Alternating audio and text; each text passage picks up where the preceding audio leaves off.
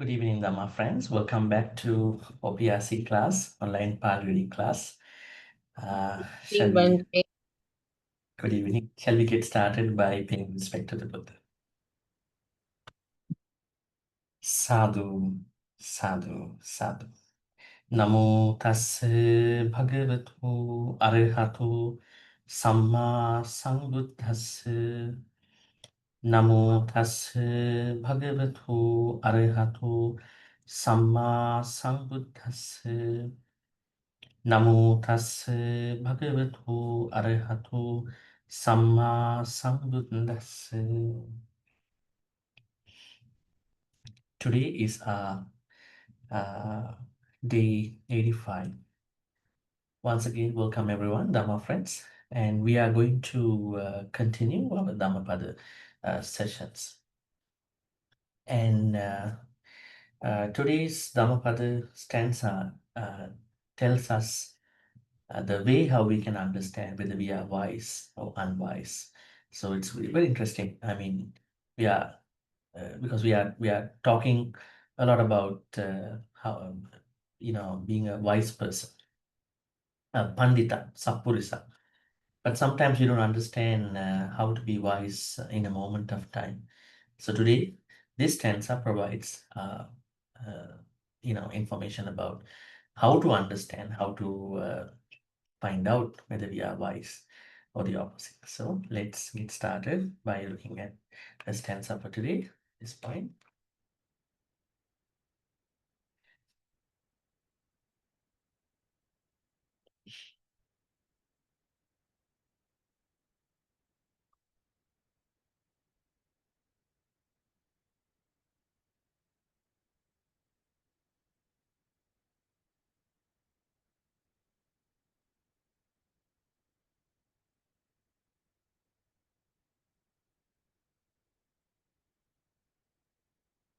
Other stanza 63.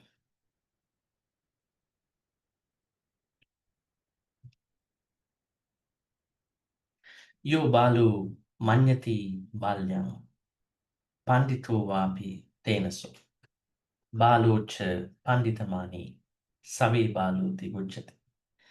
Yo balu manyati balyam pandito vapi tenaso balocha panditamani save baluti gujjati.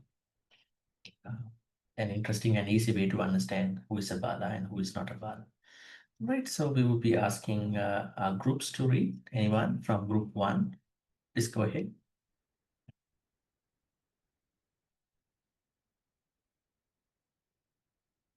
Group 1.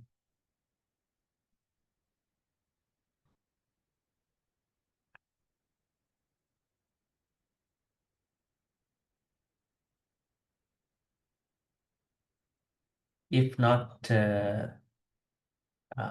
maybe asking from group 2. Yeah, second. Yeah, please, Kim, please go ahead. Thank you, Bhante. Yo balo manyati balyan, pandito va pitena so. Balo cha panditamani, save balo ti uchati. Okay, great. Thank And you. asking from group 2, group 3, please. Group 3, yes, BD, please. Thank you, Bhante. Yo Yes. balo manyati bayang. Pandito va pitena so. Balo che panditamani. Save balo ti uchati. Okay, great. Thank you. And group 4, KB on, please. Thank you, Bhante. Yo balo manyati balyan. Pandito wa pi tena so. Balo cha pandita mani. Sawe balo ti buchati. Okay, great. And group 5.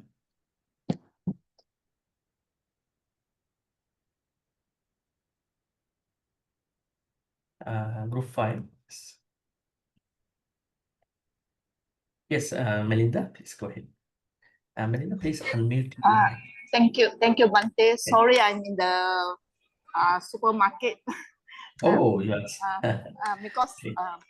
yo Good. balo manyati bayam panito wa pi tenaso balo che panitam mani salve balo ti wachati. Okay, great. Thank you. First time Thank I you, hear Bhante. someone joining from a supermarket. Thank you. Sorry. Interesting. Yes, Thank great. you. Please do your shopping too later. Okay. Group 6. Yes. Anyone from group 6?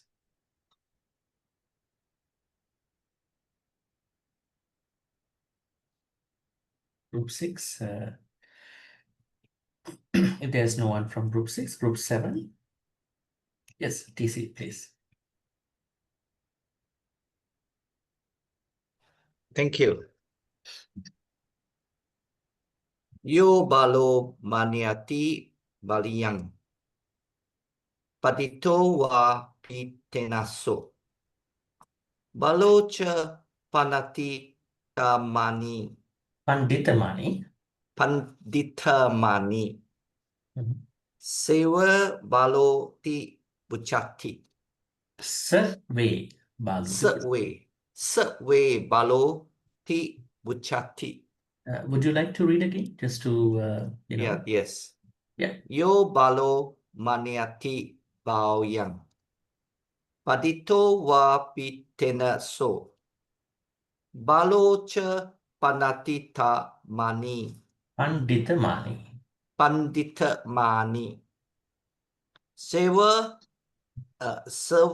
baloti buchati. Survey baloti buchati. Okay, great. Thank you. Thank you. And group 8, last group. Okay, Doris, please. Yeah. Thank you, Bhante. Yes, yes. Yo balo manyati bagyam, pandito va pitena so. Balo cha panditamani, seva balo ti uchati. Survey baluti uchati. Survey balo ti uchati. Okay, great. Thank you, Bhante. Okay, so then we'll be asking others to read. I think we can start with Chompakla. Yes. Good evening, Bhante. Yes. Yo balo maniati balyam. Pandito va pitenoso. Balo che panditamani. Serve baloti vuchati. Okay, great. Thank you. Uigoha. Good evening, Bhante. Good evening. Yo balo manyati balyam. Pandito. Balyam. Sorry? Balyam. Balyam. Yo balo manyati balyam. Pandito wa pitenaso. Balocha panditamani. Save baloti buchati. Okay, great. Thank And Chupe, please. Good evening, Bhante. Good evening. Yo balu manati bayang, pandito wa pi tenoso. Balu cha panditamani, save balu ti uchati. Okay, great. And Thank you, Bhante.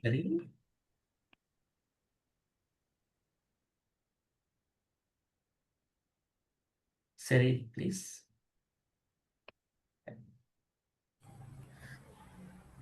Sukihotu Bhante. Sukihotu. Yo balo manyati balyang. Pandito wa pi dena so. Balo che pandita mani. Survey balo ti buchati. Okay, great. Thank you, Bhante. And Lisa. Good evening, Bhante. Good evening.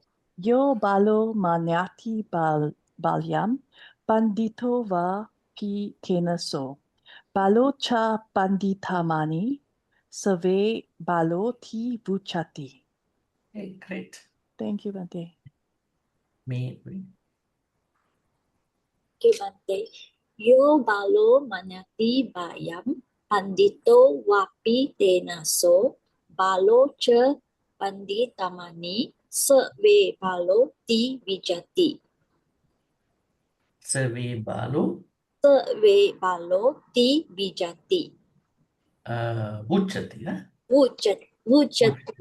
Yeah, Vujati. oh. Vijati means show. Vuchati means say, call. So Save Baluti Vuchati. Okay. And then Susan. Oh, thank you, Bhante. Yes. Yo balo manyati baliam. Pandito vapi tenaso. Balo cha panditamani. Survey balo tibuchati. Okay, great. Thank you. And Stacy.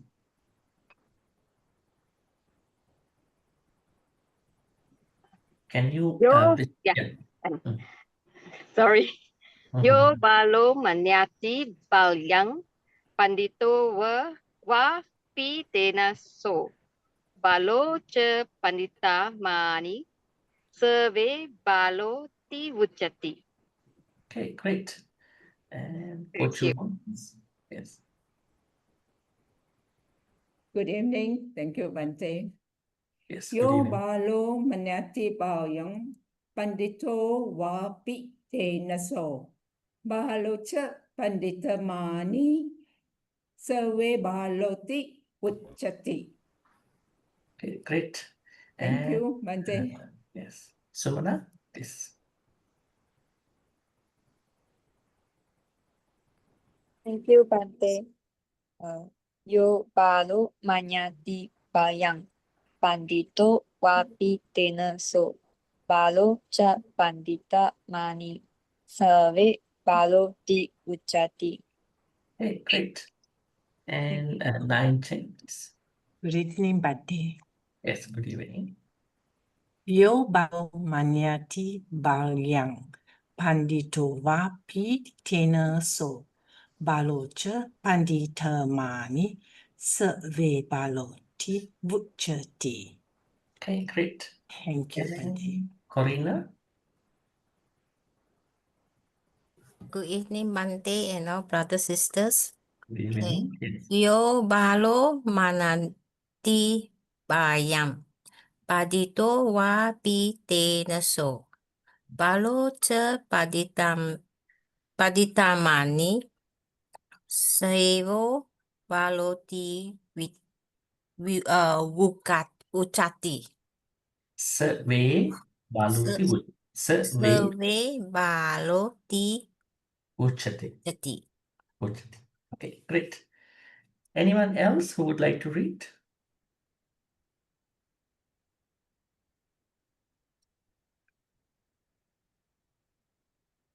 Chin, please.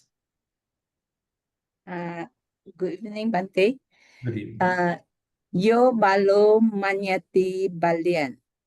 Pandito va pi tenaso. Balo che panditamani. You Survey raise your hand up because she asked. Survey baloti vuchati. Okay, great. All right. Anyone else? Okay. Emma, please go ahead. Thank you, Bhante. Yo balo manyati bayam. Balulyam, yes. Balyam. Pandito wapi tenaso. Balo che panditamani. Save baloti uchati. Uchati. Okay, Thank you, great. Bhante. Thank you. Yes. Bhante, Yes, Kim. Katie wants to read, but she's not sure which group she's in. Okay, so she can read now. Later, I will assign a Yeah, group. but she said she doesn't know how to raise her hand. It's okay. It's okay. So she can So read now just read. from where. Yeah, just read. Let her. Okay, Bante. Thank you, Please. Bante. Thank you, Kim. Yo balo manati balyam. Pandito wapi tenaso. Balo che pandita mani. Save balo ti wuchati. Okay, great. I think next time Kim will teach you how to raise the virtual hand. Yeah, thanks, She'll be your Bante. teacher Thanks, for Kim. me. Thank you. Okay, Well great. done, well done. Okay. All right. This point, let's take a look at the translation part, literal and contextual part. As you can see, this stanza talks about Balyam. What does Balyam mean? Balyam, the state of unwisdom, I would say, state of ignorance, the state of lacking the wisdom. So Balyam. It's not Bala or Balu or Bala. It's Balyam. Now here, yo Balu Manyati Balyam. If there is an unwise person who considers oneself as an unwise person, who considers by oneself, by giving a moment of time. Manyati means consider. So you can say know oneself. Before one can know, I think one has to consider that where am I leading to in my life, in my material, spiritual life. Balyam means that unwisdom, I would say lack of wisdom. Pandito vapi tenaso. So that very understanding, that very recognition, that very consideration of that I could be a Bala, I could be an unwise person, makes that person a wise person in a moment of time. That's an interesting claim here, actually. So we will discuss how can this happen. I mean, there may be someone who might have a thought that, okay, I might be a Balu, I might be a Panditu, I might be a wise person, I might be an unwise person. How can I separate myself out? I mean, between these two. This can be an ongoing, set of thoughts that someone can have, but this is a very firm understanding when it comes to that stage, that there is someone who is already an unwise person, considers oneself to be unwise based on Lobha, Dosa, Moha, and all these acts. And at that point, or maybe that very understanding, that very self-awareness, that very consideration leads or make him or her to be a wise person. So that means even the consideration, even the acceptance of oneself in that particular stage makes one a wise person, right? Now, earlier in the Mangala Sutta, we talk about that if you want to be a Pandita, we have to stay away from the unwise people. Yes, we have to do it. We may do it. But what if that particular person considers, understands, or maybe recognizes by oneself that I'm an unwise person and I have to do something to get out of this stage of Bala, that moment will be the moment that particular unwise person will become a wise person. Perhaps this could be entering into the wise stage. Wisdom is something wise person might be wearing between certain degrees, right? Okay, so Baloj, this is the opposite side. Opposite side mean what is happening with the Bala? What is happening with an unwise person? Why is unwise person continuing to be unwise? Why is unwise person is unwise? It's because Baloja Panditamani. Panditamani. There are two Pali words here. Mani and Pandita. Panditamani means who is a Pandita? Pandita means? Wise. Pandita means so-called wisdom. I mean, the wise persons. state of being a wise person.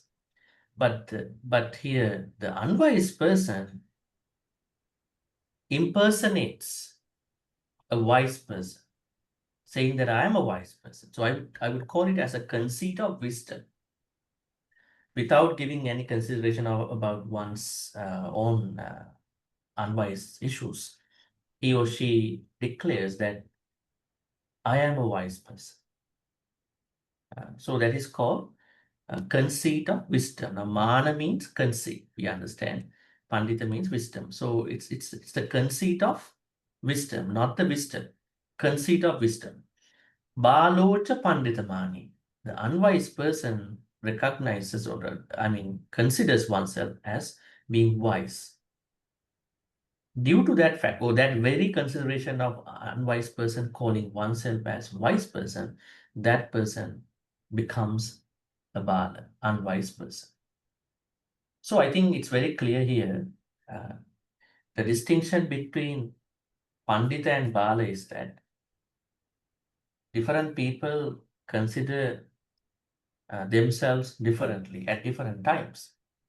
If there is someone who is already unwise, but that particular person understands that I am unwise, I have to get out of this unwise nature.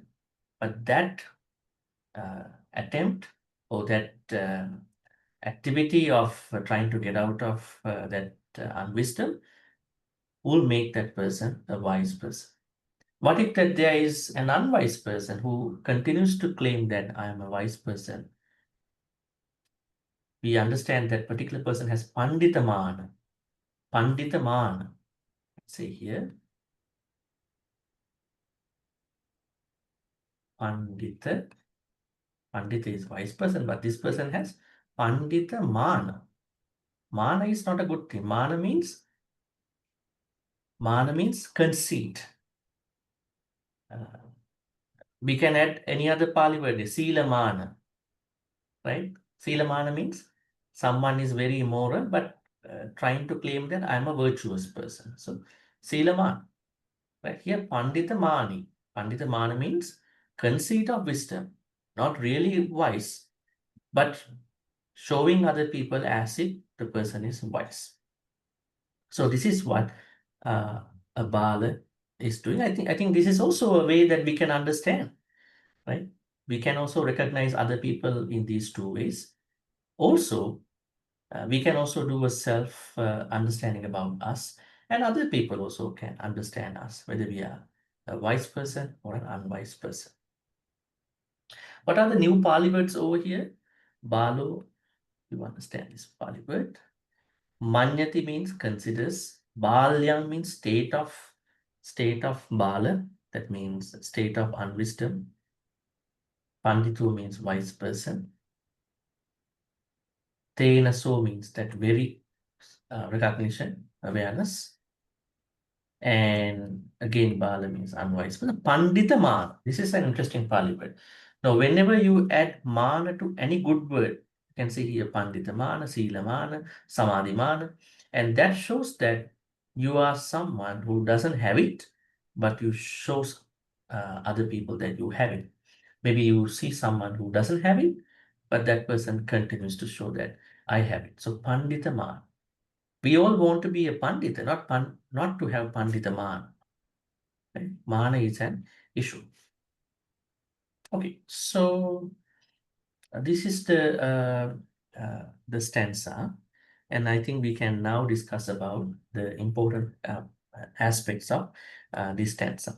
Number one is, as you can see here, yo balo manyati balya pandito vapitesu. What does it mean? Now, we have listened to a lot of Dhamma teachings about wisdom. We still want to learn more. And the Pali word panya, right? This is what we call wisdom. What is really panya? Right? This is something very interesting. Now, in one of the suttas called Pattakama Sutta, Buddha talks about the lay people's wisdom. If you go to Pattakama Sutta, Buddha talks about what kind of a wisdom that the layperson should have, right? Let's go and take a look. So then you will understand what are these different contexts of what you call wisdom. Wisdom has been given in many places differently. You see that? Okay. Right.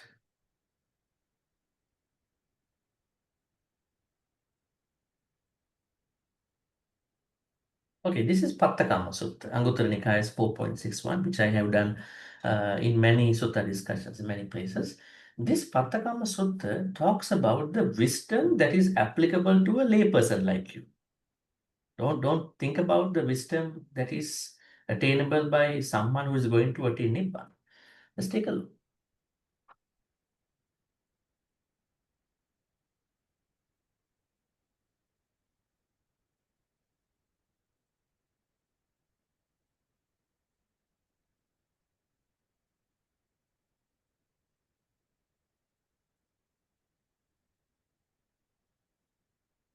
Right.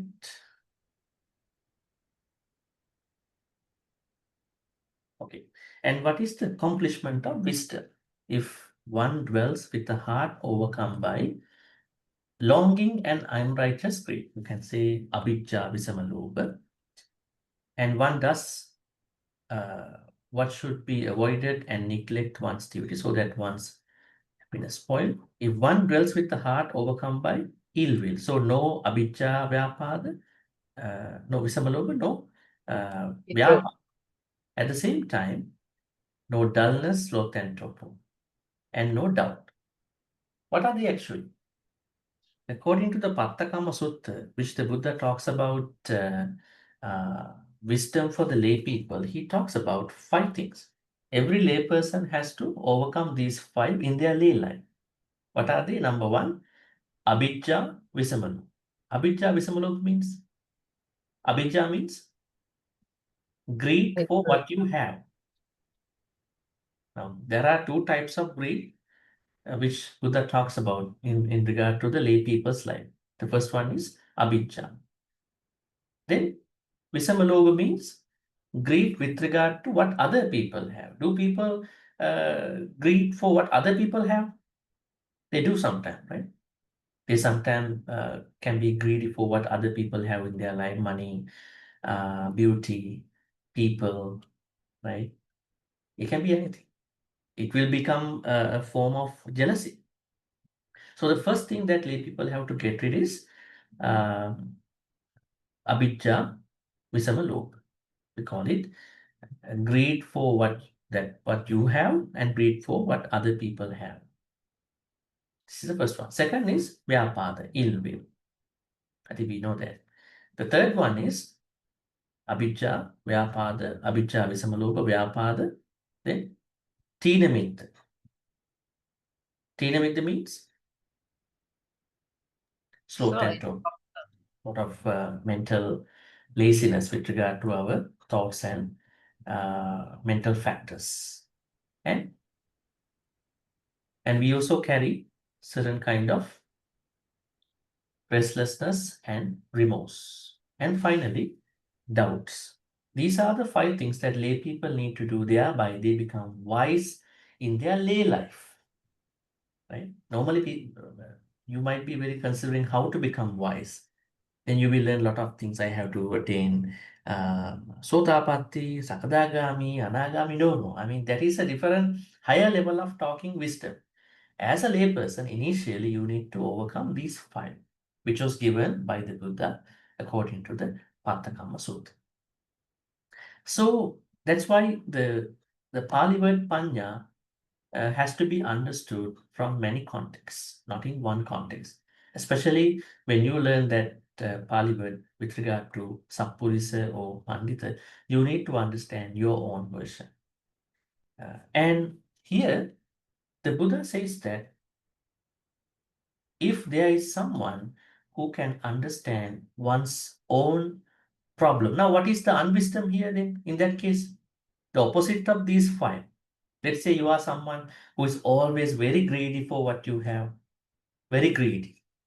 And every time you see something that other people owns or going to own, going to get, and you cannot tolerate that, you become very jealous right at that moment. Even before they get it, you know that they're gonna get it, right? You are so, I mean, what do you call, envious, jealous about what other people are getting. That means you are not wise person. You are an unwise person. You have abhijja and visamadu.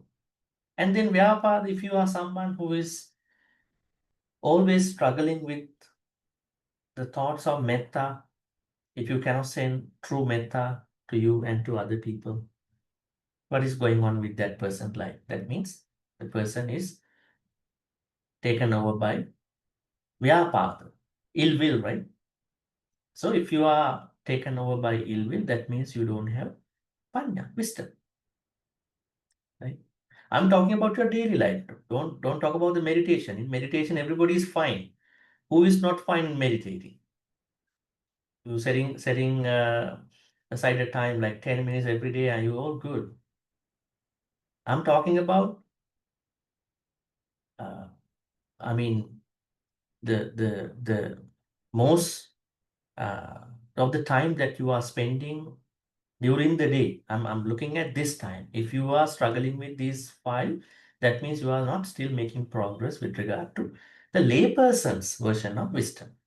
Forget about the monks and meditation, higher level of attainments kind of wisdom.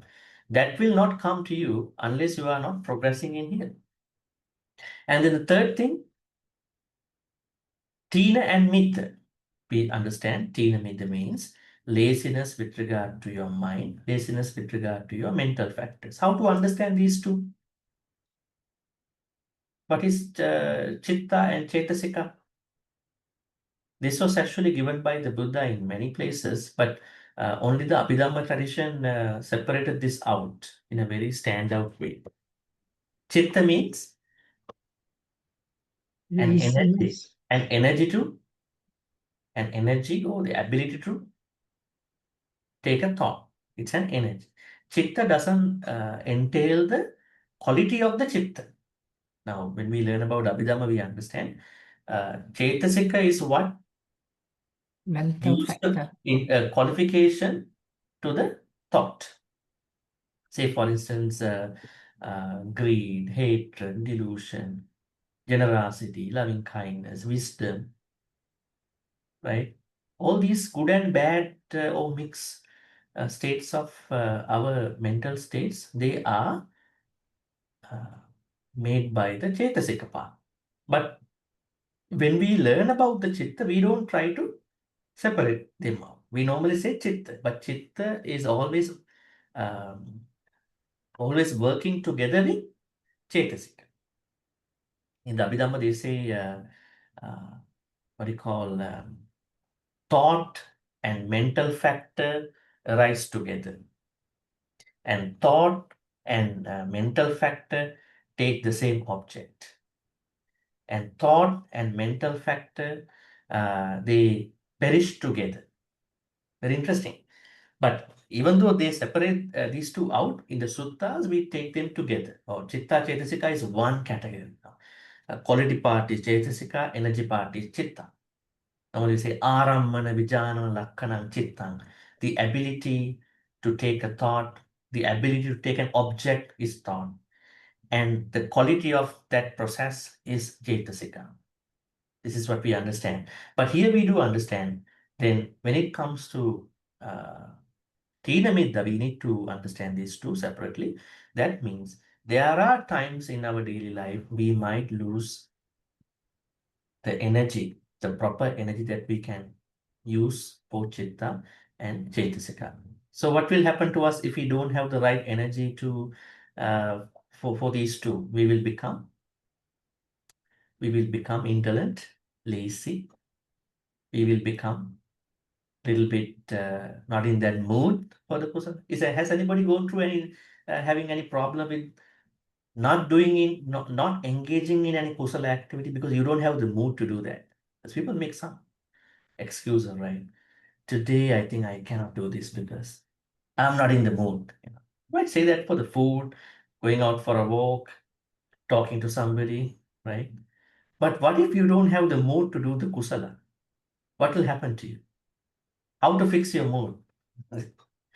Nobody can fix your mood. It's only you going to fix your mood. Because we never know what's happening in your life, right? Daily life and in long term. So the third thing that one has to overcome, a layperson has to overcome to be wise, to become wise, is to reduce laziness with regard to the thoughts and mental factors. What can we do? We have to maintain our energy. This is something we've been discussing for the whole time.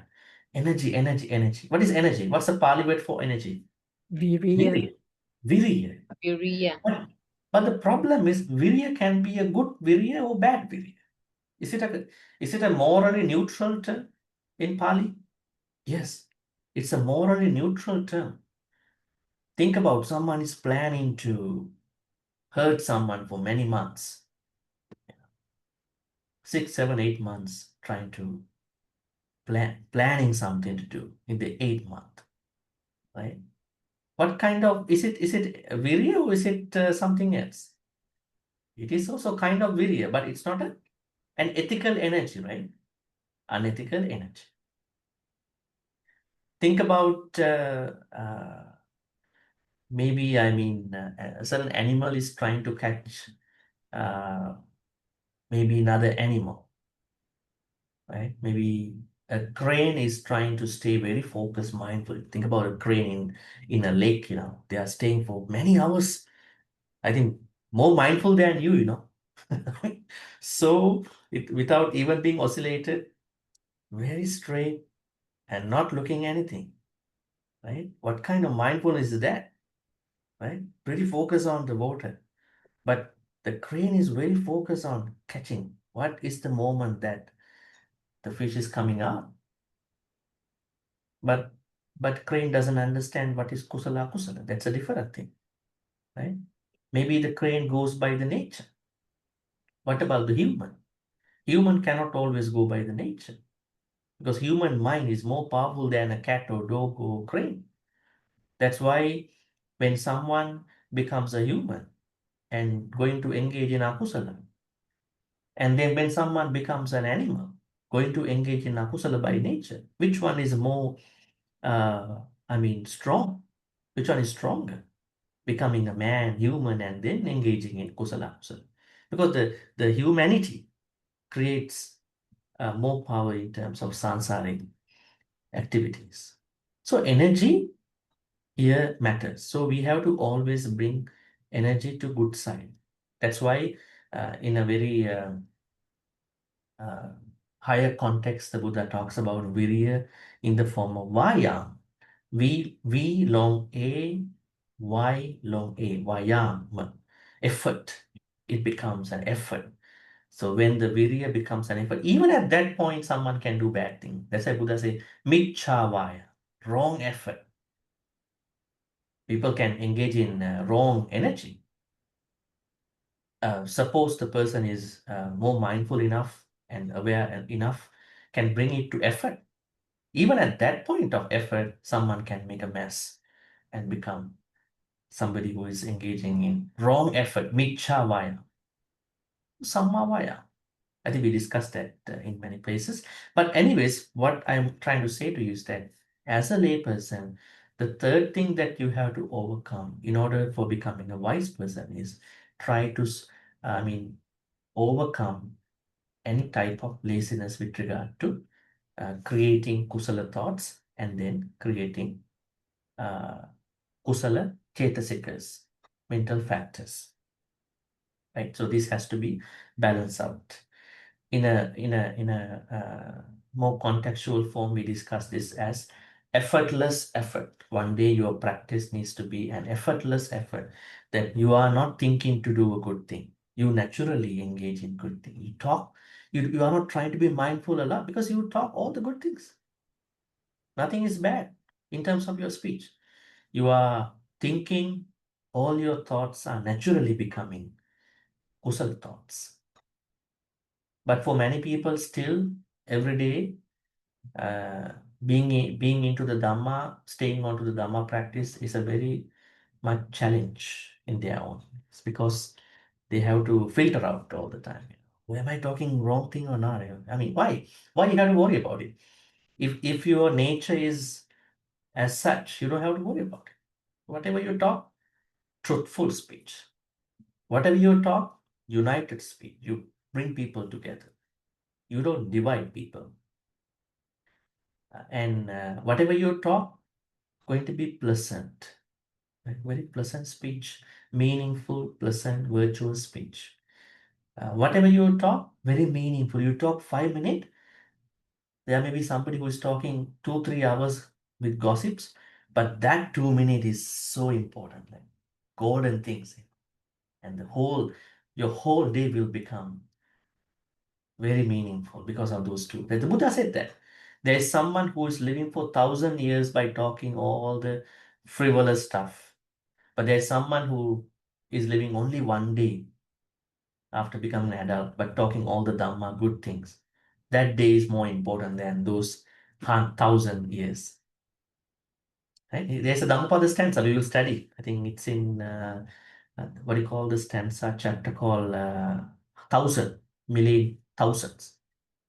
So in this way, we understand we have to really, make our practice a natural practice, not a very much effortful practice all the time. Yes, we will engage in effort, right effort, but one day it has to be an effortless practice. Effortlessly, our effort is coming out. And we are not, actually, at that point, we don't need to meditate because our life is a meditation. So why to meditate again? Right? That's why when you become an arahant, you don't need to be wise again, right? Have you learned that? You are panya vimutta, absence. You are free from wisdom. Now, are you free from wisdom? There's a Pali term for arahants. What do you call? Panya vimutta. Arahants are freed from wisdom. But before they become arahant, they are not free from wisdom, right? They want to become wise, like you. Once they attain Nibbana, why to become wise? They are already wise. Why to practice Sila? They are already having Sila. But now we have to do Sila, Samadhi, Panya, a lot of things to do, right? And then that's why we have to balance out these things and then understand our wisdom that way. Okay, so then the fourth thing is what we call Uddacha Kukucha, absence of Uddacha Kukucha. This is a very interesting thing, I think, for you to spend the day as a wise person. Let's take today, since today morning, this Thursday, May 29th, think about how you started your day. Then the Buddha said that try to overcome any remorse that you may have. Right? Now, normally in other religions, they can go and then they can confess, their problems to somebody, right? They go and confess, and then they don't try to keep it to oneself. Are Buddhists confessing? Have you ever seen a Buddhist confessing the Buddhist problem? Not Buddhist problem, their problem. Have you ever seen that you sometimes confess or maybe apologize, or you want to actually become pure from the impurity? Do we have that kind of a practice in our daily activities, temple activities or daily puja? Do we do that? Yes, asking for forgiveness. Asking forgiveness from the Buddha, Dhamma and Sangha. We do that, right? At the end of the puja, we do it. What do we do it? Kayena vacha chittena pamadena maya katang achayam kamame bhante bhuri panya tathagata. Second, what do you call? Sandittika akalika sang Dhamma, and then Sangha Supatipanna Anutta. Why are we doing that? Will the Buddha listen to us? Will the Buddha know our problem? Talking to the Buddha, the statue. What is happening? It's a self-purification, right? I have to admit that I did the same idea here. Yo balo manyati balyang pa. I have to accept my problem. Right? That is the moment I become a wise person. Right? So we do apologize. Why is it important to apologize? Think about this Pali stanza. Kayena vacha chittena pamadena mayankatam. Dear the Buddha, if I have done any wrong thing in the form of kayena body, vacha speech, then chittena mind, thought. What do I assume? Presumably, what might have happened here? Pamadena maya katam. Everybody who is doing akusala, they are taken over by their own pamad. Pamad means negligence. Everyone who has done an akusala, be that a panatipata, killing, stealing, sexual misconduct, lying, and any other akusala, they must have done any of those things out of pamad. That's why the Buddha said appamada is the highest quality in Buddhism.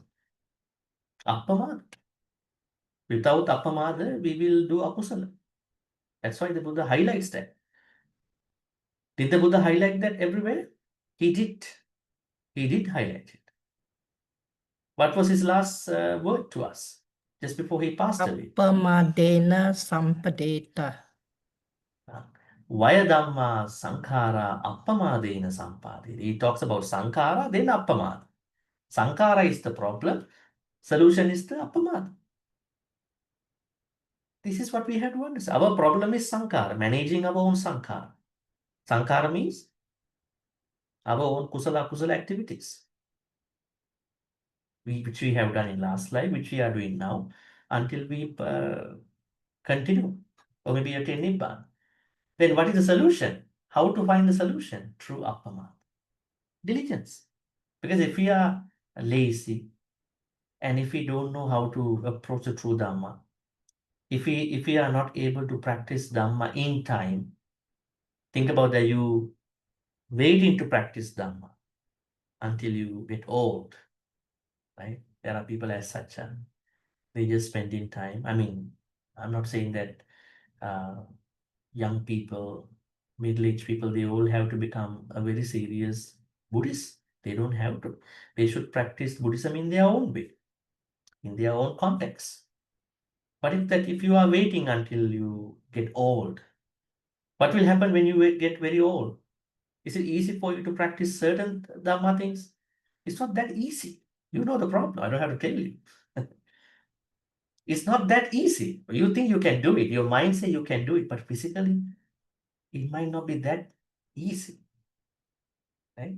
That's why we need time. We need lots of time. Then how to make the time? We gotta do it in time. If we cannot do it in time, then we are getting into pamada. Right?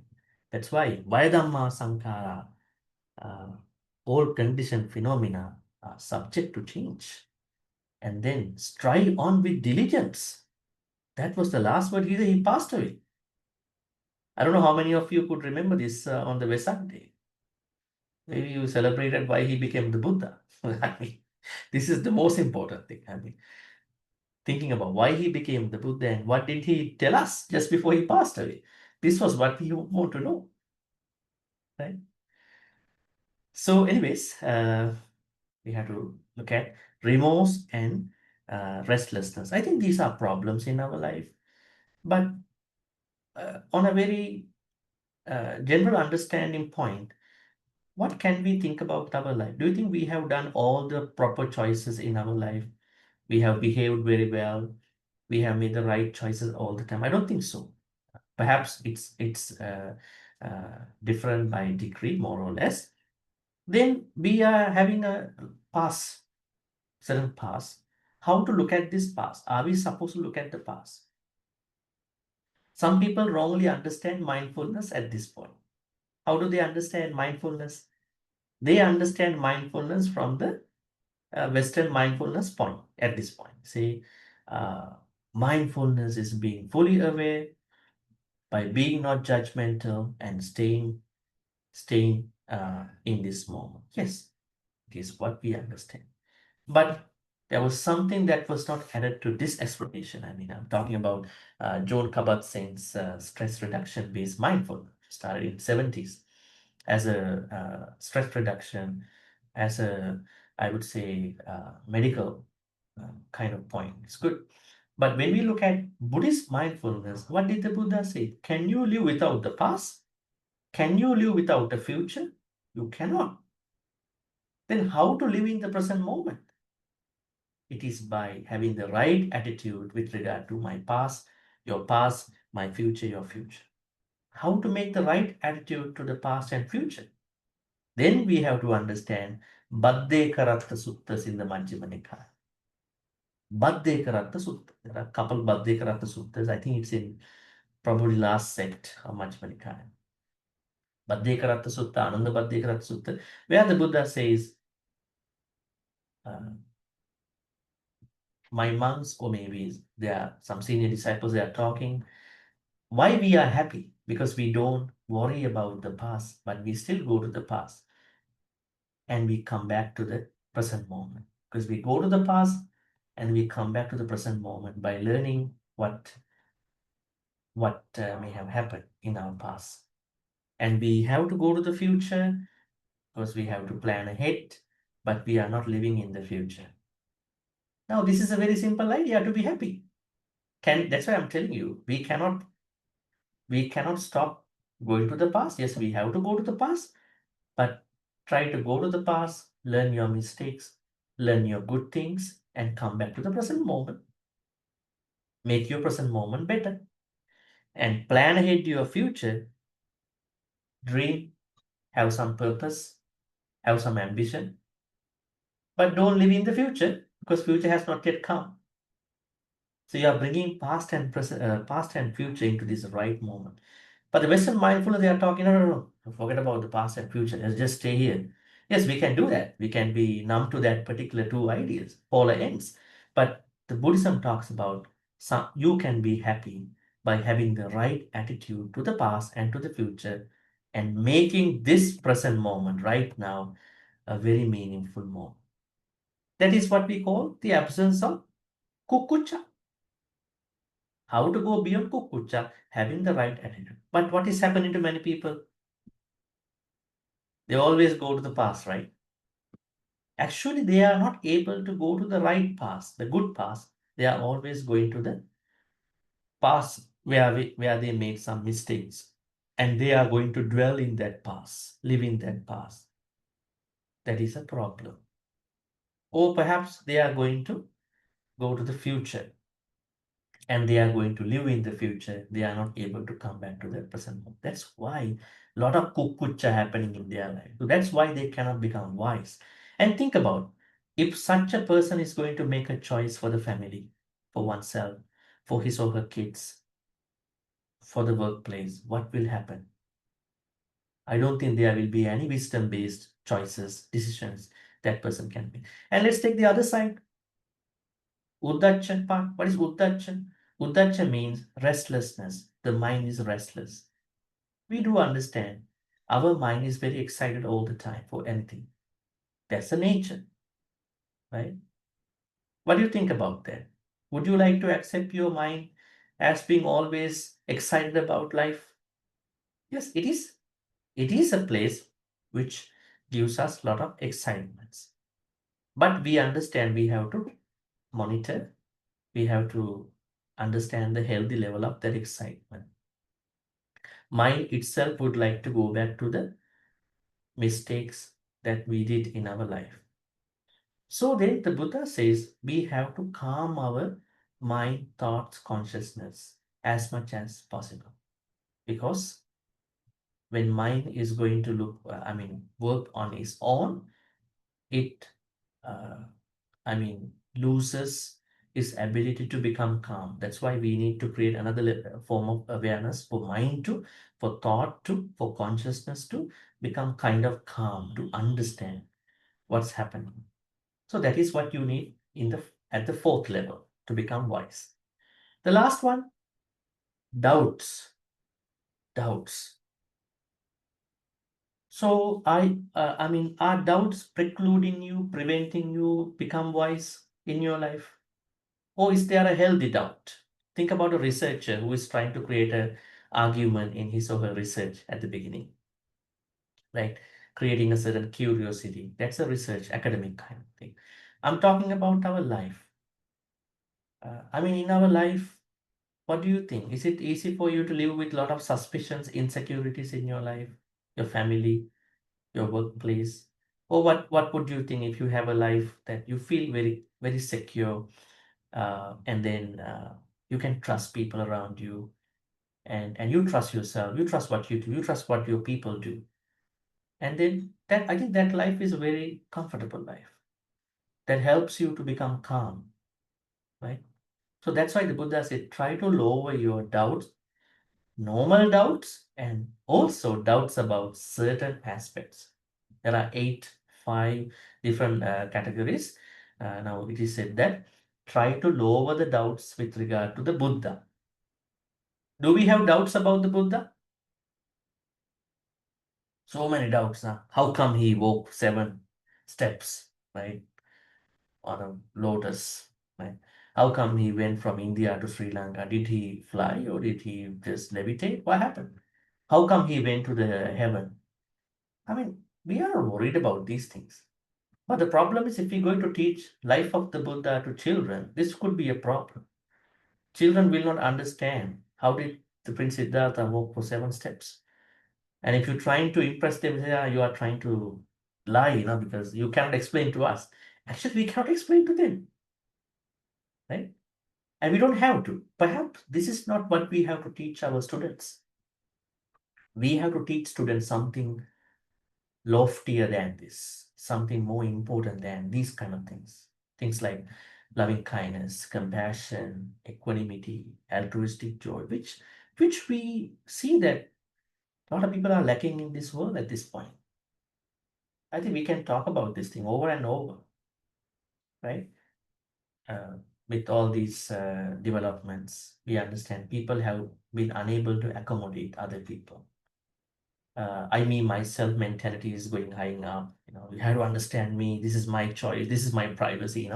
These are the things that are happening everywhere because of these, activities. I'm not saying they are bad, but people have been unable to accommodate a lot of things in their life itself, right? So that's why when it comes to doubts and how to become wise by overcoming doubts, we have to understand, we have to lower the doubts about the Buddha.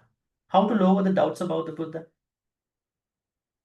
Asking questions about the Buddha, life of the Buddha, or anything. Why? If you die without asking the question, you will take the question to the next life. Never know. I always say this. You will be able to find out somebody who can answer you, right? That's why it's better to ask a question. If you are joining a Dhamma talk, I mean, to the right person, right? I mean, if you're not comfortable, you might not get an answer, so why to ask the question, but should be able to ask it. And then questions about Dhamma, doubts about Dhamma, we clarify by asking. Doubts about Sangha, right? Who is the Sangha? Community. I think I repeatedly discussed with you about Sangha. Who is Sangha? Let me ask you. You can tell me. Who is Sangha? Bhante, is it a group of monks, community? Well, it's a community, spiritual community, but that Bhikkhu, community, bhikkhuni, upasaka, upasika. yes, that community is not even, I mean, directed towards monks and nuns. It is not taken from a monastic or non-monastic point of view. Culturally, yes. Culturally, you are taking Sangha as a monastic and versus non-monastic point of view. Otherwise, you cannot make your mind up, right? I have to see that way, you know. But in the Dhamma teachings, Sangha means a community based on the spiritual attainments. So that means when you think about the Sangha, you have no problem with the Sangha because they are spiritually attainable. They have spiritually attained certain things. Now, that's why the Buddha said, this Sangha means a community of 4 people. Actually, 8 kind of people, 4 sets. Supatipanno, Ujupatipanno, Nyayapatipanno, Samintipatipanno, Yadidam Chattari Purusa Yugani. 4 sets, Atta Purusa Puggala, 8 individuals. Right? That's how the interpretation goes. Now, what are the 4 sets? Bhikkhu, Bhikkhuni, Upasaka, Upasika are the target groups. And these target groups are those target groups who are already into Sotapanna, Sotapanna path, and who became Sotapatti already. And those 4 target groups who have become Sakadagami, who are still on the path of becoming Sakadagami. So are the rest of the 2 Anagami Arahant. So Bhante, are you considered part of the Sangha? Course. Am I? Yourself? Of course. Yeah. Yeah, Sangha. Yes, that's what I'm trying to tell you. Now, the thing here that we have to understand is that even the lay people are part of this target group, provided that they are on the path to become a Sotapanna, or they have become Sotapatti, or onwards. So now you might be considering what about the cultural version of monastic, non-monastic? Yes. So now you see we have a certain difference here, monks, nuns, and lay people. Why are they to be considered as Sangha members too? Because they are on the path to become a Sotapanna. So they are also part of Sotapanna. Right? So now the question here is that if you have any doubts about the Sangha concept, Sangha categories, you need to ask in a polite, nice way from somebody. Right? So in this way, there are 8 types of doubts that you have to clarify. Right? In a proper, courteous, polite way. You are trying to clarify your doubts. So this is what we understand by lay person's wisdom. Once again, number 1 is overcoming greed with regard to oneself, what oneself has, what you have, and greed you may have with regard to what other people have. This is called Visamaloba, Abhijja Visamaloba. And then second, Vyapada, ill will. Third, Tinamita, sloth and trouble. And fourth, Uddhachika Kucha, restlessness of the mind, and worries and remorse, regret of the mind. And finally, lastly, doubts about 8 things, or sometimes 5 things, 6 things. The reason why I mentioned this part, wisdom of lay people, is something that is very important for you to figure out whether you are a wise person or not. Now think about, you are someone. Okay, I think I will write it maybe in the chat later in a peaceful time. Yes, yeah, I will post it as a chat in the group. Somebody is asking, can I post these 5 things that you need to understand as a layperson to become wise? I will put it up, and then now let's go back to the Dhammapada stanza now again. Now in the Dhammapada stanza, we understand here. Okay. Yo balo, let's say someone is still a bala. How do you know you are a bala? You have those 5. You have not overcome these 5. Right? There are 5 things at this point. But bala has been discussed in some other suttas little differently too. Now, Sevitabba Sutta has an interpretation that gives us a bit detailed explanation. Right? Someone who is always engaging in akusala activities, someone who is always speaking akusala words, someone who is always thinking akusala thought is a bala. Yes, I mean, definitely that will arise from these five. Not being able to overcome these five lead to that activity. Okay. Now, going back to the stanza, we understand that number one is that we need to understand understand about our nature. Are we into this? Are we into the opposite of these five to make us a wise person? Are we into the negative side of these five, which we discussed here today? So that means if we are able to overcome greed in terms of our things and other people things, if we are able to overcome our ill will thoughts all the time or as much as we can, if we are able to give up laziness with regard to chitta cetasika, thoughts and mental factors, if we are able to minimize or maybe break free from worries and restlessness as much as we can compared to yesterday. I'm not talking become a perfect person. At least compared to yesterday, relatively speaking, much better than yesterday, last year, couple years, couple decades after. And if we can overcome our own doubts by engaging in the right practices, that will lead us to become a wise person. Let's say you are not able to grow in these five, then suddenly you have a instant dharma hit. Like today, what happened to me? I think I'm not growing in any of these five. That is the moment you enter into that wisdom entry gate. Right? That's the point. What if that you are still claiming while engaging in those five, I mean wrongly, you're still claiming that I'm a good person, I'm a wise person. That means you are still a bala. But if you think that, let's say you might be continuing already, you are already a pandita. Let's say you might not, and you suddenly understand I have a problem. I have to get out of this five. That makes you a wise person instantly. At that moment, that's why think about anybody who has no exposure to Dhamma can become wise as long as they try to understand, try to think that I am not a good person. I have to change myself. That is the moment you can say, yeah, you are a wise person too now. You are not unwise person anymore, right?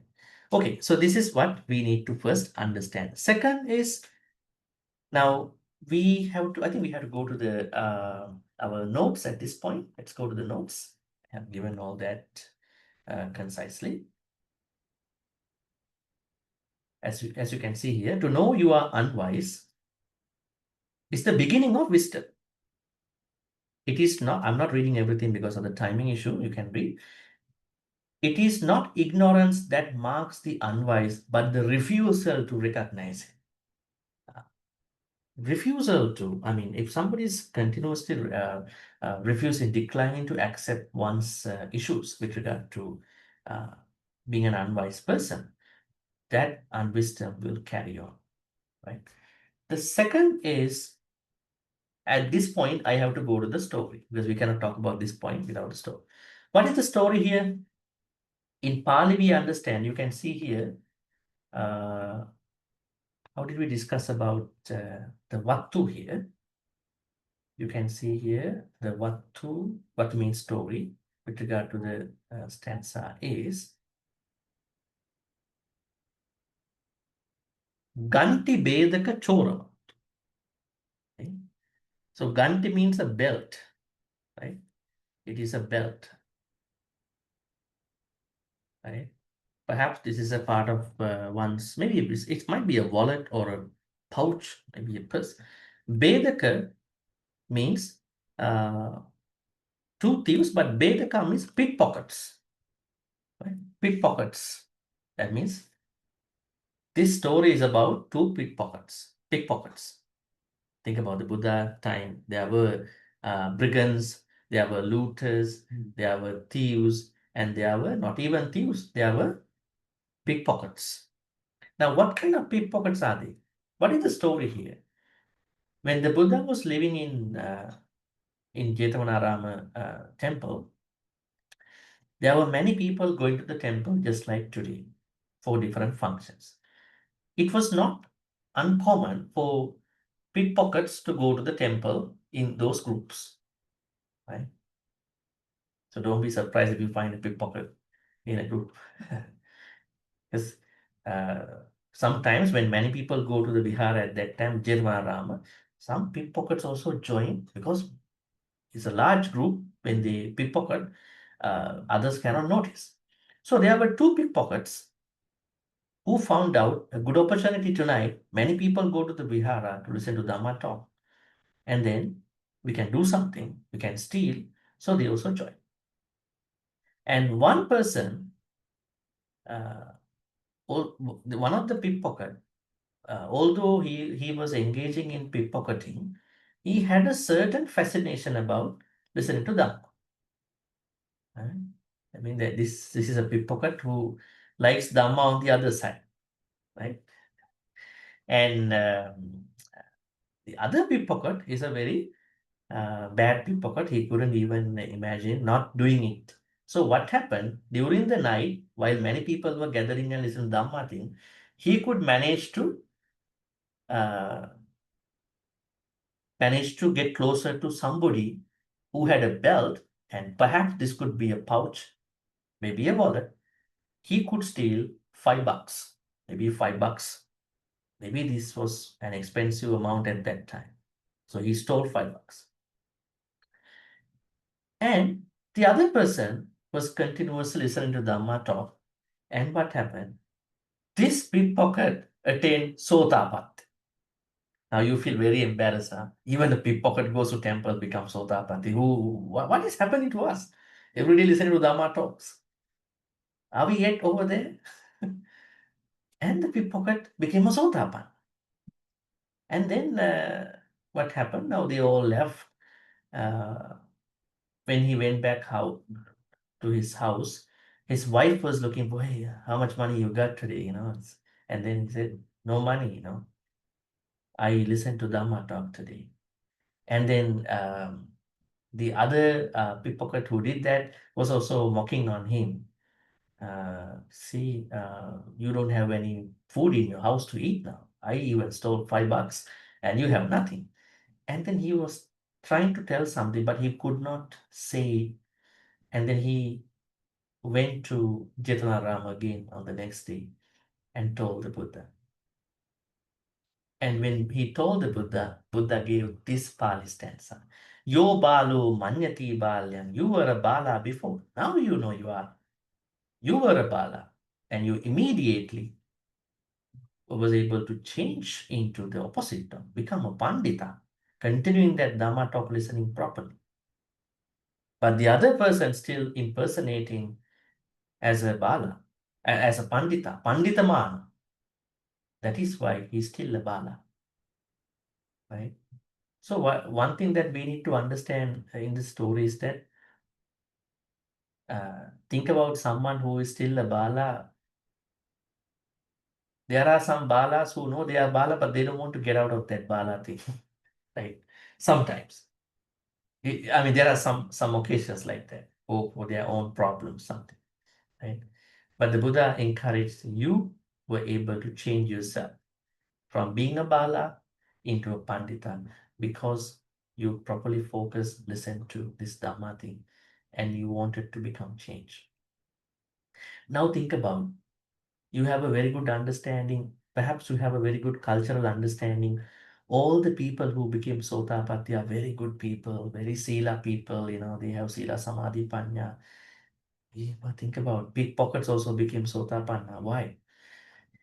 That means the practice must have happened not in this life. This practice, the pickpocket became a pickpocket, maybe due to the bad association, because these two people were very close, what you call mango friends, They were mango friends since a long time. So they were pickpocketing for a long time. But this particular person who listened to Dhamma talk properly, could understand him, must have practiced Dhamma in a previous life. But due to the bad association, he was taken away by these other pickpockets' ideas. But one day, he could summon his courage and He wanted to think that I want to change myself. Because the moment that we understand that he wanted to continue Dhamma talk listening is that he liked the Dhamma talk, but somehow in his life, he was taken away by those unethical things. So now you know the story. Now we go back to the notes here to understand what we've been discussing here. The mind that does not know it is trapped is the most trapped of all. The thieving pickpocket mocks his virtuous friend, the other pickpocketer, the one who pickpocketed, to the one who is listening down, oblivious to the fact that his real prison is not poverty, but delusion, moha, spiritual blindness. Is rich in denial and poor insight. The most dangerous ignorance is the one that feels like confidence. Now, this is very interesting. Sometimes some people are continuously engaging in akusala. While they are doing that, engaging in that, they are also trying to say, I'm very confident, I want to do this, I still want to continue being in that position, right? So that is a very big problem in the path of Dhamma. Avijja is not just not knowing. It is not knowing that you don't know. Right? We might think that avijja means not knowing, ignorance, but it is more than that. It's not knowing that I don't know. It's like a meta-ignorance. Right? Ignorance fuels the entire wheel of suffering, dukkha, but its root is craving for certainty. And I call it as false wisdom, the panditamana, you know. Now, what happened to the good pickpocket here? Stream entry begins with the collapse of delusion. Right? This is what changed his whole life at that point, right? And he became a pandita in a moment of time. The unwise laugh at virtue because they cannot see beyond appearances. This is what happened with regard to the other person, right? Because he could not understand what's going on. The true battlefield is internal between knowing and thinking you know. This is what we discuss over here. Once again, avijja is not just knowing, it is not knowing that I don't know, that you don't know. This is the good part of this Pandita, what you call, yo balo manyati balya, pandito vapitena, so idea. And we are talking here lifetime delusion because of these activities. And moral poverty. The thief had money, food at that point. Let's say you earn $5, extra security, yet he was spiritually impoverished. His success was a distraction from his deeper failure. We do understand it. We can actually relate this to many people who are exploiting things in the world. This is interesting. True wisdom begins when self-deception ends. Wisdom does not begin with textbooks, text, or meditation. Initially, it begins the moment you stop lying to yourself. Self-honesty is a radical act in a world obsessed with image. That's pretty interesting. Let's say somebody might be doing a lot of good things. I mean, those surface level good things. But internally, that particular person might lie to oneself, not understanding one's real true nature of life. Then there is no room for wisdom to arise. All the other things are just activities. Buddhism always talks about the mind. Mind is the most important thing. When you have the good mind, physical activities will become good. But what if that you want to show that your physical acts are good, that you have a false mind, false wisdom? That is called panditamana. That is not a good idea, right? Avijja, we understand that. This is the last thing. Unwisdom, that means this balyam, can be cured, but only by the unwise oneself. Even the Buddha did not directly save the pickpocket. Can you think about, now we are learning about, not now, along for the many, many years. Jetavana Rama was frequented by Deva, Naga, Mahidika, Arahants, the Buddha himself. How come the pickpockets come to the temple? If it is such a sacred, pure place, what is the possibility of a pickpocket getting into the Dhamma hall? Huh? Have we experienced this situation in our places? We have never experienced. Huh? We never experienced there is a pickpocket came to the temple. That means this Jetavana was a normal place. And there were people just like in any other places in the world. Right? So we need to understand here, while the Buddha was giving the Dhamma talk, even this one pickpocket stole $5 from the other person, somebody who was willing to listen. These things happen. So this is a very common thing at that time.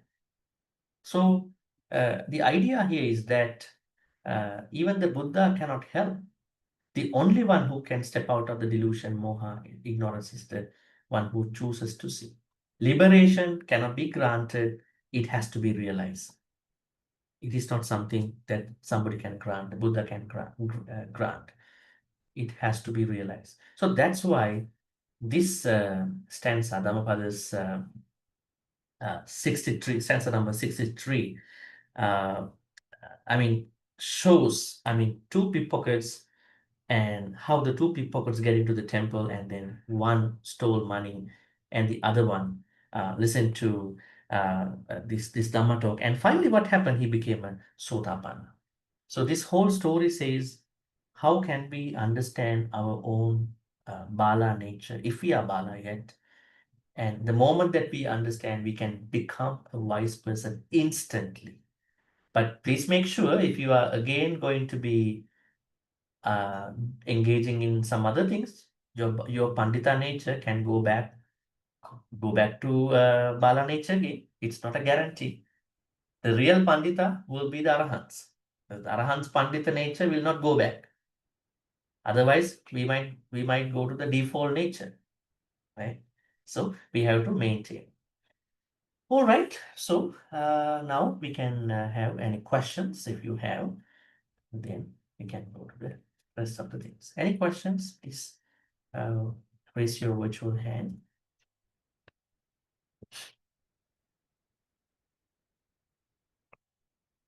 Yes, Melinda, please go ahead. Bhante, just now Bhante mentioned about community of Sangha. They are people with spiritual attainment. No, there are two ways to understand Sangha members. The Dhamma way is Sangha members are not just monks. Buddha never recognizes Sangha are saffron-clad monks and nuns. The Buddha's definition is Sanghas are primarily those who have attained spiritual enlightenments and those who are on the way to become as such. That was his definition. But then the Sramana tradition wise, we can see even at that time, those monks, nuns who are in the Buddhist order. If they are working towards becoming a Sotapanna, they are also part of this Sangha definition. Definitely they are. But if you think Sangha members are those only monks in the Vihara and here, that is a wrong understanding. That is what I want to address. Right? This is what has happened lately. Okay, thank you so much. Thank you, Bhante, so much. Yes, Lisa?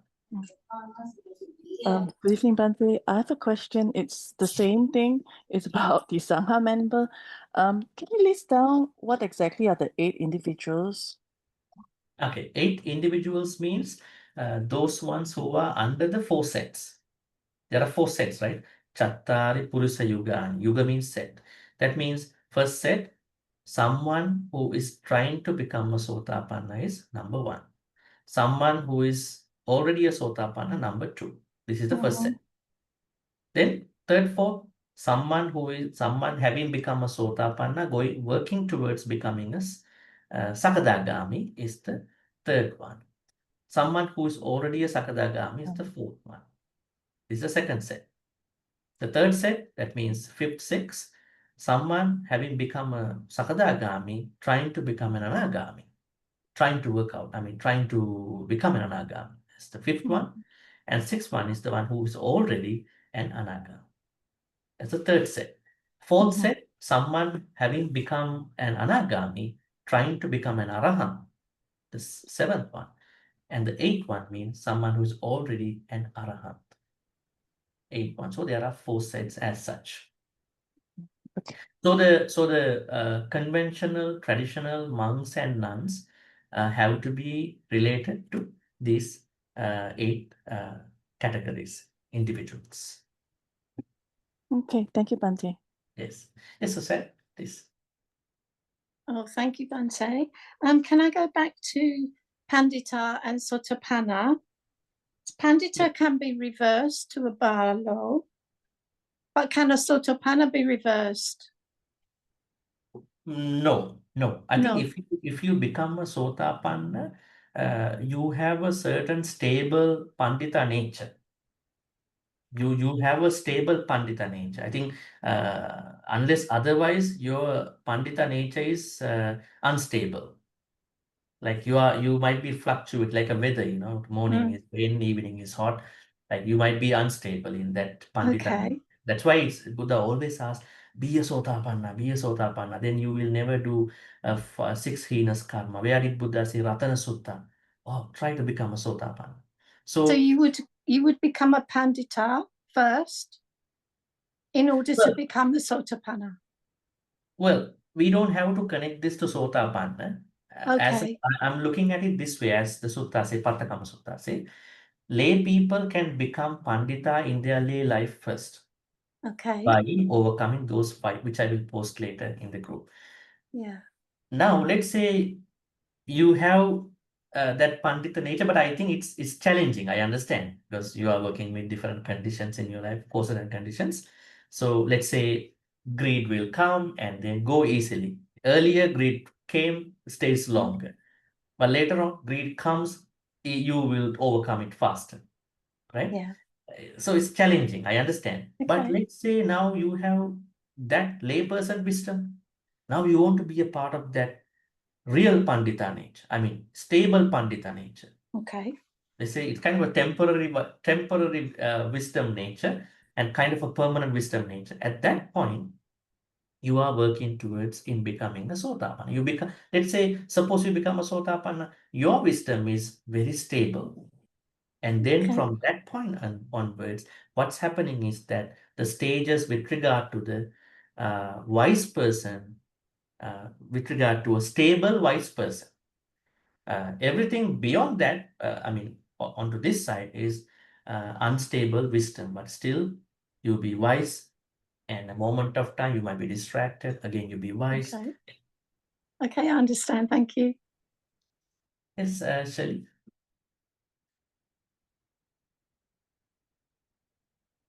Yeah, Shelley, what's your question?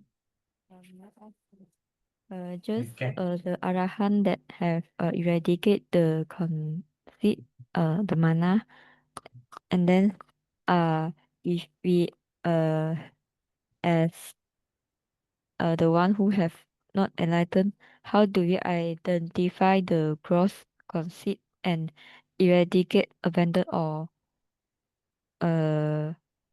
not grasping on the conceit? Okay, you are asking about conceit, mana.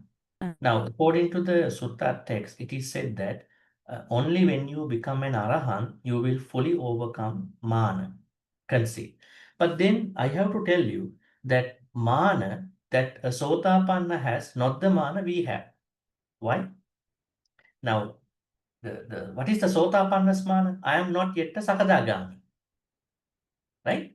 He compares to his state of enlightenment to the immediate next person. It's like someone who is having a condominium house want to go to a bungalow house. Perhaps I want to go to that kind of house. So spiritually comparing to the immediate next bracket, right? So it is not the conceit that the normal individual has. Let's say normal individual always comparing, sizing up, measuring, relating to other people. Perhaps the normal person may have the inferiority complex. maybe superiority complex, maybe equality complex, trying to think that I'm always cheaper than all of us. I'm equal to everybody. Oh, I'm better than everybody. So this mentality with regard to a normal person and Sotapanna and onwards is different. Sotapanna's conceit is much, much minimal in terms of unethical things. No to minimum. Sakadagami is very minimal. And that mana will be completely overcome without any residue when the person attains Nibbana.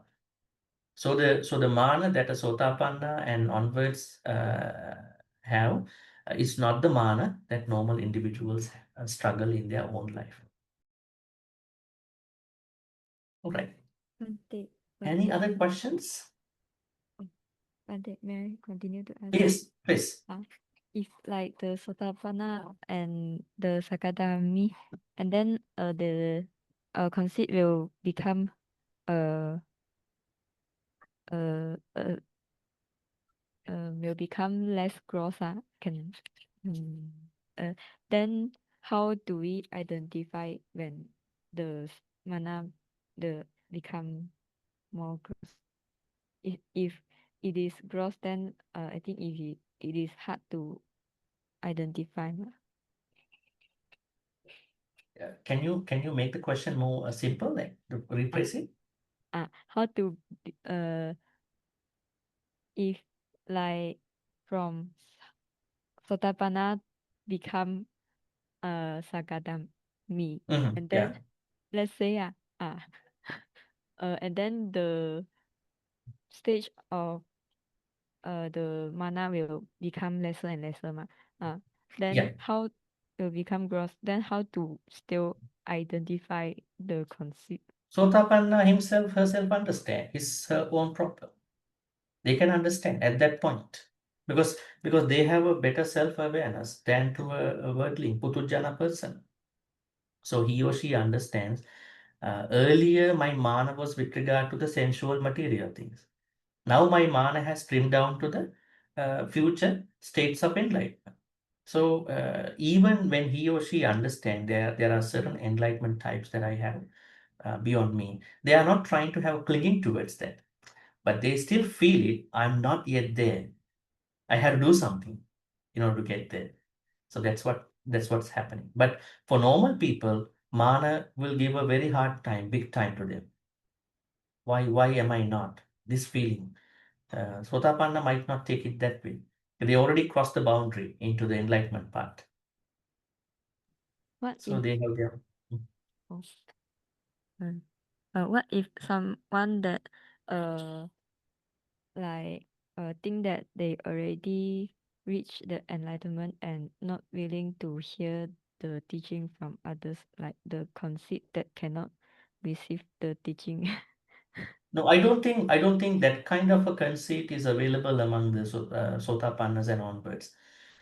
When someone entered the stream, Sotapatti and onward, they are very willing to share, support other people. That is the Buddhist way. They are symbols of Brahma Viharas. But there may be people who have Pandita Mana, as we discuss, conceit of wisdom.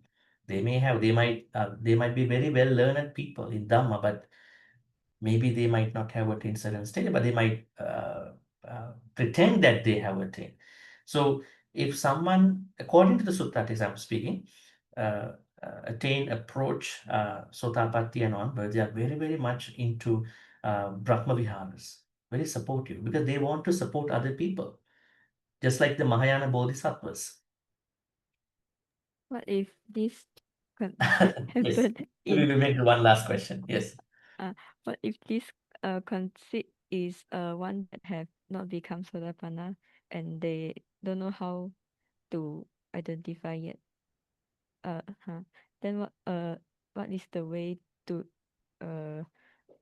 deal with this conceit? What if Sotapanna not recognize their own conceit? What if this conceit happen on one that have not become Sotapanna and they think that already become Sotapanna Yeah, How that's do a they? fallacy. That's a fallacy. That's a wrong understanding. That's why Sammaditi is important. That's why the Buddha said, don't pretend, don't impersonate. Don't impersonate a Sotapanna. One has to understand whether I have really worked out in this particular path. So that's why it's a very important, thing to decide in one's own life. Yeah. Okay, so with that, we are going to transfer and share all the good karmas at this point. May all the good karmas we be making today by learning Dhammapada's third stanza, which is about how to understand our Bala nature and how to become wise. May all these teachings be in the form of merits transferred to all the deceased loved ones. May they be well and happy. May they attain the supreme bliss of Nibbana. Sadhu, sadhu, sadhu. Idam me nyātīnaṁ hotu, sukhitā hontu nyātayo. Idam me nyātīnaṁ hotu, sukhitā hontu nyātayo. Idam me nyātīnaṁ hotu, sukhitā hontu nyātayo. Deva Naga Mahindika. May Deva Naga Mahindika receive all the good karmas which we've been making up to this point. May they be well and happy. May they also protect and bless all of you and your family members for good health, quality of life, prosperity, safety. May Deva Naga Mahindika in particular bless your Dhamma journey. May they finally attain the supreme bliss of Nibbana. Sadhu, sadhu, sadhu. Ittavata cha amhehi sambataṃ punya sampadaṃ sabbe deva anumodantu sabba sampatti siddhya. Ittavata cha amhehi sambataṃ punya sampadaṃ sabbe bhuta anumodantu sabba sampatti siddhya. Ittavata cha amhehi sambataṃ punya sampadaṃ sabbe sattā anumodantu sabba sampatti siddhya. Akasattha ca bhummattha devanaga mahindika punyantang anumoditva chirang rakkhantu sasanam. Akasattha ca bhummattha devanaga mahindika punyantang anumoditva chirang rakkhantu desanam. Akasattha ca bhummattha devanaga mahindika punyantang anumoditva chirang rakkhantu mang parang chirang rakkhantu tvam sadati. Our Dhamma wish. Just like we learn, study about Pandita Bala, we want to be Bala, we want to be Pandita all the time. We want to stay away from Bala. So, along the line, we are wishing, may we be surrounded with Kalyana Mittas, Panditas, Sampurisas, all the way to Nibbana. At the same time, may we become Kalyana Mittas, Panditas, Sampurisas as to many people as we can in our life, in the samsaric life. Thinking thus, we're going to make this Dhamma wish. Imina punya kamina mami bala samagamu satang samagamu hotu yavanimbana patya. Finally, may all the good karmas which we be making today be support you and helpful for all of us to attain the supreme bliss of Nibbana. Sadhu, sadhu, sadhu. Abhivadana silis nichang vadha pachayino chattaro dhamma vadhanti ayuvano sukhang balang ayurarogya sampatti sangha sampatti mevacha ato nibbana sampatti iminati samichatu. Sadhu, sadhu, sadhu. With those blessings, wish you a pleasant night and look forward to seeing you next Thursday at the same time. Good night. Thank you, everyone. Bhante. Thank you, Bhante. Sadhu, sadhu, Thank you, sadhu. Everyone. Bhante. Thank you, Bhante. Bhante. Good night, Sadhu. Bhante. Good night, Thank you. everybody. Sadhu, sadhu, Thank Bhante. you. Thank Thank you, you, Bhante. Bhante. Good night. Sadhu, Sadhu, sadhu. sadhu, sadhu. Thank Sadhu, you. sadhu, sadhu. Good night and take Good care, night. everybody. Good night, Bhante. Good night, Bhante. Yeah, thank you. Bye.